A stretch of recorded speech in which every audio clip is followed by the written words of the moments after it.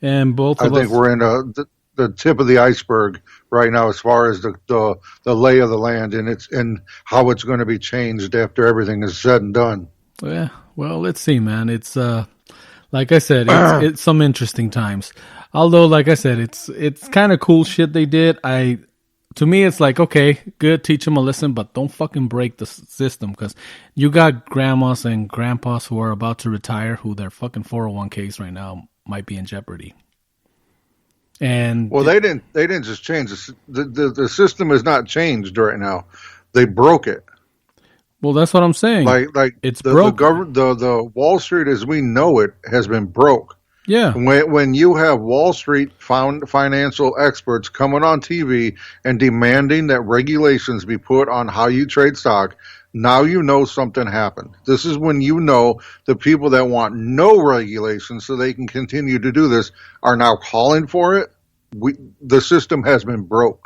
Well, yeah, but the dam is now open. Once again, but they want regulations for us, the little people, everybody trading on those little stocks. And like I said, we could sit here and devil's advocate the fuck out of, both sides. But the ones that could be like in real peril and whatever jeopardy are, people that are about to retire who were counting on that fucking 401k. And that may not be the case, Hopefully not. Yeah, hopefully, it could be gone. Hopefully, I like to think that we're going to be in a good place and we'll be safe. I don't know. I mean, this is part of the dangers of having a 401k versus a pension. Well, everything's changed. Yeah, I mean, there's benefits for 401k, and then there's downsides as well.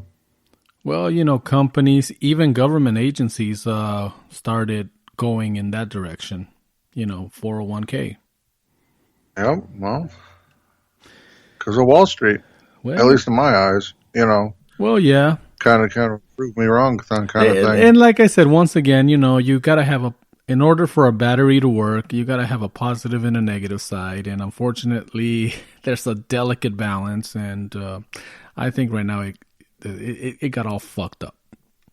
Right. Don't get me wrong, though. It's cool. Like I said, I like to see Winthorpe and Valentine break the fuck out of the Dukes, It's like, it's one for the little people, but we all know that the ones that are really making out like bandits already had money to invest, are the ones that dropped thousands into GameStop, right, into AMC. Yeah. Hell, I was able to get 10 shares of AMC for like $4, and I didn't even know this shit was going on at the time. They hit about $18, so I figured, I'm not greedy, I'll sell. So I turned $40 into about $180, which for I was like, not bad for a day. I was actually pretty happy. A couple of buttons. Yeah, But there's other people that they're trying to get like the big payoff, and AMC I believe is one of the ones that was there, and some other I think Nokia stuff. Blockbuster is one of them as well. Blockbuster is that even a thing? Come on, Blockbuster doesn't. Blockbuster's a joke. Last I heard, there's one store left. Yeah, but it's the privately owned, and it's let's see, the stock went dead a long time ago. It's not even Blockbuster. No, I think it's something else. But anyway, Viacom. That's another one that I was hearing. I don't know if they're gonna go after Viacom. I think it was just a joke. I mean, obviously, because they went after GameStop, and then of course Blockbuster.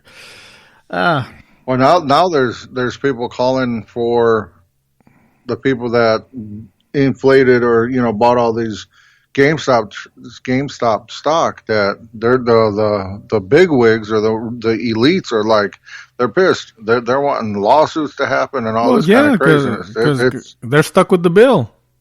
Because I think it's going to be. I think at the end of Friday was like that was the deadline, and I think the stock closed at somewhere in the 300s. Right, like good Lord. Yeah, exactly. Imagine if you bought $700,000 worth of shares. Jesus. Well, fuck. That meme coin that I fuck around with, Dogecoin. Right. Now I've been fucking around with it. Unfortunately, I've been buying them and selling them, but at one point in time, I had $250,000 of those because they were so dirt cheap. Now, if I would have kept those motherfuckers, that $250,000 2 nights ago, that thing skyrocketed to 8 cents a coin. And that $250,000 times 8 cents would have turned into like $40,000. Jesus. Or wait a minute, I don't know. I need a calculator, but it would have turned into some obscene amount like that. Like $20,000. Oh, more than that. You know what? I don't have a fucking calculator here with me right now, and I'm using the phone for. Well, that's how we're communicating right now, so I don't want to fuck around with that and then send you into the Skype force, you know. Yeah. So no, I've been friends with Chuck Norris here lately. I don't want to go there again. Exactly. So yeah, that's one of the things that we both wanted to talk about. This is some crazy shit, man. I mean, you know, a lot of people got well off, some got filthy rich, and I don't know. I mean, hey, all I'm saying is I've always been a big. I mean, Robinhood did some shit that, yeah, it was fucked up. They were protecting old money, but at the same time, they were covering their ass just like any other business. Well, you know, one of the things that they had brought up on the news that I found very interesting is that Robinhood uses people's data. Now, this is coming from Fox News, so if I'm wrong, I'm telling you this because this is where I got the information. I was just listening to a bunch of different news sites, and Fox News was the one that had brought this point up. Yeah. And so if you guys hear something different, please let me know because I don't want to put out false information. But they were saying that the data that you put in there for the Robinhood, that Robinhood sells it, you know, Robinhood's run by hedge fund people, and then they turn around and sell this data, and they're making, you know, a shit ton of money off the data they're collecting. Well, now, but okay, once again, it goes back to the whole nothing in this world is ever really, truly free. That's right. And Robinhood is one of those places where you can go in there, make your trades. There's no fees, you know, per trade. Like before, Ameritrade was horrible because every time you made a transaction, you had to pay $9.99 or something like that, $9. Right. Yep. So I mean, so people right now that are buying like $5 worth of Amazon, because you can do that on Robinhood. I mean, you would buy $5 worth of stock and pay $9 in transaction fees. So they brought that on. So obviously they got to make their money somehow, you know. So It's when you sign up for Robinhood, obviously you read the fine print and you understand that that's what's going down. I mean, that you get that in order to be able to play in the stock market and, you know, fuck the dukes over for pennies, because it's never really truly free. I mean, like, right, but at the same time, we can't feel too bad for Robinhood right now going through all this because they've made their money. Well, yeah. Regardless, I mean, and let's be honest, I truly believe that Robinhood is over. Like, I don't think there's a way that they're going to survive through this. They're going to survive because what they did was they were covering their ass. I don't know. There's a lot of talk about forcing them out. Yeah, like they did. There's a lot of people are talking shit. A lot of people on Facebook, a lot of people on social media who are pissed off because, yeah, they wanted to jump in on and get in on the action. I mean, I don't blame them, you know. But hey, yeah, we'll see. It'll be an interesting couple of weeks to find out, you know, how this plays out. You know what? It'll be interesting. I still think, like I said, in order for everybody, that's what I'm saying. It's people. Gosh, how can I say this without sounding like I am definitely not on the side of the hedge fund managers, but at the same time, I don't agree with being the kind of bastard that will also run something to the ground or drive it up high to the point where it'll break the system, where it doesn't spin anymore and you can't go back. You know what I'm saying? Yeah, there is a fine line on that's what I'm saying. Exposing things and showing the do as I say, not as I do. I mean, and then breaking the system completely. Then now what do we do? Exactly. I mean, you don't have to they didn't have to do it the way they did. But I mean, you know, that mentality, oh, fuck them, man. They've been fucking the little people for the longest time. Well, let's fuck them now. I mean, yeah, it sounds exciting and all that shit, but in the process, we could be breaking the system that help all these motherfuckers, all you motherfuckers that got rich right now using those apps to buy those.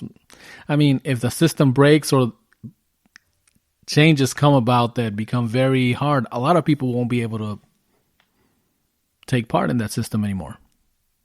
You know what I'm saying? What I'm saying is, it's a double-edged sword. It really is. It is. You have to have something major happen in order to affect change, but that change that is ultimately for the good does not mean that it's not going to come at a cost. Yeah, like I said, the guy that owned a shitload of shares of GameStop right now, that became rich, maybe perhaps even a billionaire, it may not affect him too much because he just joined the 1%.